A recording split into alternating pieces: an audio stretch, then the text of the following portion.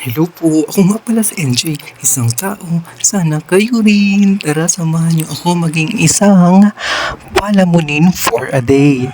Ayan na nga, kakagising ko lang. Andyan yung asyenda namin, di ba ang laki? Kimi.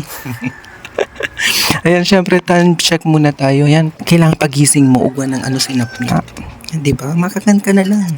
Maluto ka na lang ng pagkakan mo para mapasok ka. As in, magpadagos, ang sayo mong halabang buhay. Magkape ka, kasi deserve mo yan. Ice coffee, kasi mayo kitang pangmamahalin, ganun. Ayan, ready now, let's eat.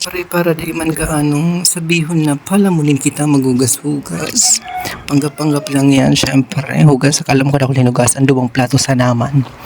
Habang nag-uuran mag-reminisce, ang relapse ganun. Huy! Siyempre, pagtapos magkakan, anong gigipon? Magturog. Sira. Yan. Matiyo na pagturog. Siyempre, after pagkaturog, time check naman kita. Magkakan naman ta. Siyempre, palamunin baga kita. Magkape ka na naman. Paitukon. Karot pagpaitok sa imo. Hoy! Siyempre, habang nag-iisang magdalang itang it's a showtime. Yan, pagkatapos magkakan, magsato na ang pabuluson, ang satong magkusugon na nabulos. Uy, sino ka dyan? Madalang ka magkarikos.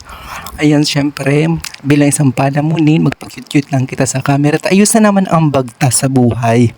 Ang magpa-cute. Ayan, uy, hala, sino ka dyan? Ayan. Uy, makakang ka na naman, paalamunin ka talaga. Siyempre, magkapit ang rin magparalpatate kita. And siyempre, pagkatapos magpamanggi, mag-snack, kainin kapis na ini, o baka naman. Masarap yan, trendo.